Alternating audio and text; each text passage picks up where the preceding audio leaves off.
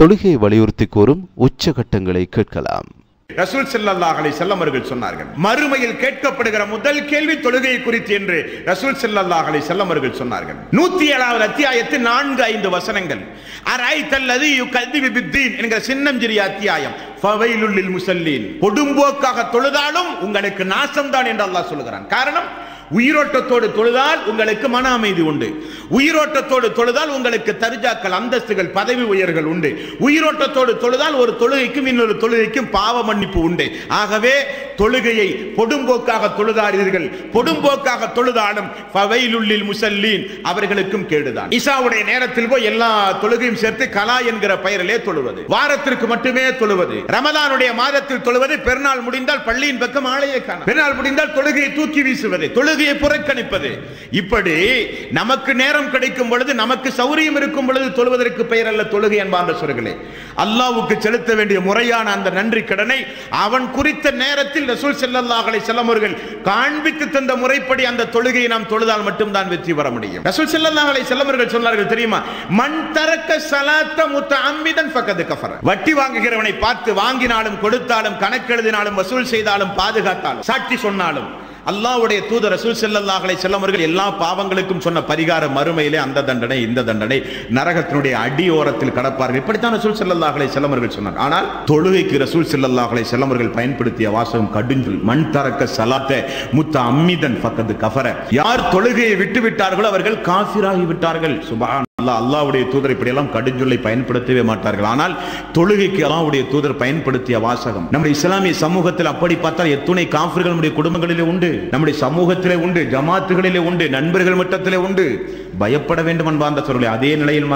அதே நிலையில் மரணித்தால் வமையுத்தில்லாஹ வர் ரசூல் உலாயிக மஅல்லதீன அன்னல்லாஹு அலைஹிம் மினன் நபியீன வஸ்ஸித்தீகீன வஸ்ஸுஹதாஇ வஸ்ஸாலிஹீன். அல்லாஹ்வுக்கு கட்டுப்பட்டு தூதருக்கு கட்டுப்பட்டு ஈமான் கொண்டு சாலிகான இபாதத்தை செய்தால் அவர்கள் மறுமை நாளில் நபிமார்களோடு இருப்பார்கள், சுஹதாக்களோடு இருப்பார்கள், நல்லவர்களோடு இருப்பார்கள், மூமின்களோடு இருப்பார்கள். அவர்கள் அவர்களுக்கு உற்ற நண்பர்கள் என்று அல்லாஹ் ரப்பல் ஆலமீன் சொல்கிறார். அவர்களோடு மறுமை நாளில் இருக்க வேண்டுமானால் தொழ வேண்டும், இல்லாவிட்டால் நரகத்தில் நாம் யாரோடு இருப்போம் என்று ரசூல் ஸல்லல்லாஹு அலைஹி வஸல்லம் அவர்கள் சொல்கிறார். நரகத்தில் தொழாதவர்கள் யாரோடு இருப்பார்கள் தெரியுமா? தொழாதவர்கள் நரகத்தில் யாரோடு இருப்பார்கள்? ஃபிரௌனோடு இருப்பார்கள். அல்லாஹ் நம் அனைவர்களையும் அதிலிருந்து காப்பாற்ற வேண்டும். நபிகள் நாயகம் ஸல்லல்லாஹு அலைஹி வஸல்லம் அவர்கள் சொன்னார்கள், யார் தொழவில்லையோ தொழாத மனிதன் மறுமை நாளில் நரக நெருப்பில் ஃபிரௌனோடு இருப்பான், ஹாரூன் காமான் என்ற கொடியவர்களோடு இருப்பார்கள். அல்லாஹ்வுடைய தூதர் ரசூல் ஸல்லல்லாஹு அலைஹி வஸல்லம் அவர்களை எதிர்த்து போரிட்ட அபூ ஜஹல், உத்பா, ஸைபா, உபை பின் கலப் எல்லோரோடும் மறுமை நாளில் நரகத்தில் இருப்பான் தொழாதவன். ரசூல் ஸல்லல்லாஹு அலைஹி வஸல்லம் அவர்கள் சொன்னார்கள். 74வது அத்தியாயத்தின் 42-45வது வசனம், ஃபீ ஜன்னாத்தின் யதஸாஅலூன்,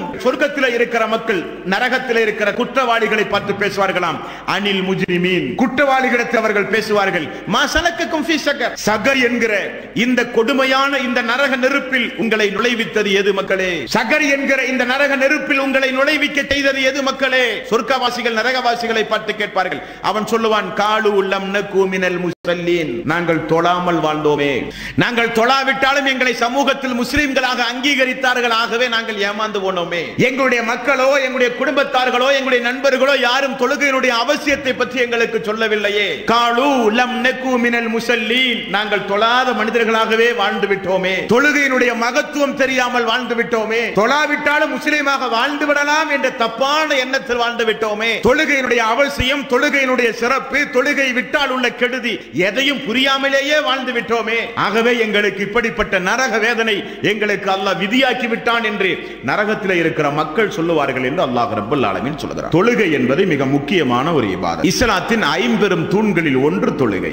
ஷஹாதத்து கலிமா சொல்லி யாரெல்லாம் இஸ்லாத்தை ஏற்றார்களோ, 7 வயதை தாண்டி 10 வயதை அடைந்து யாருக்கெல்லாம் ஹராம் ஹலால் கடமையாக்கப்பட்டதோ எல்லோருக்கும் இந்த தொழுகை கடமை. தொழுகை கடமையிலிருந்து யாரும் விதிவிலக்கு அல்ல. மாதவிலக்கு பெண்கள் தொழுகையிலிருந்து விதிவிலக்கு, பைத்தியக்காரர்கள் தொழுகையிலிருந்து விதிவிலக்கு, பிரசவ பெண்கள் தொழுகையிலிருந்து விதிவிலக்கு, வேறு எல்லோருக்கும் தொழுகை கடமை. யாரும் தொழுகையிலிருந்து தப்பிக்கவே முடியாது. நபிகள் நாயகம் ஸல்லல்லாஹு அலைஹி வஸல்லம் அவர்கள் சொன்னார்கள், இந்த உலகத்தில் இஸ்லாமிய சமூகத்தில் ஒரு மனிதன் தொழாமல் இருப்பானேயானால் அவன் ஒன்று பைத்தியக்காரனாக இருக்க வேண்டும். இந்த உலகத்தில் இஸ்லாமிய சமூகத்தில் பெண்கள் தொழாதவர்களாக இருக்க வேண்டுமானால் காலமெல்லாம் அவர்கள் விதிவிலக்குடைய பெண்களாக இருக்க வேண்டும். இஸ்லாமிய சமூகத்தில் தொழுகை கடமை. ரசூல் ஸல்லல்லாஹு அலைஹி வஸல்லம் அவர்கள் எல்லா நிலைகளிலும் அந்த தொழுகையை நீங்கள் பேணியாக வேண்டும் என்றார்கள். ஆகவே தொழுகையை விட்டுவிட்டு அதே நிலையில் நாம் மரணித்தால் மறுமை நாளில் ஃபிரௌனோடு இருப்போம். தொழுகையை கடைபிடித்து 5 நேர தொழுகையை பேணி அதோடு நாம் மரணித்தால் வமயுத்த இல்லாஹ வர் ரசூல் உலாயிக மஅல்லதீன அன்னமல்லாஹ்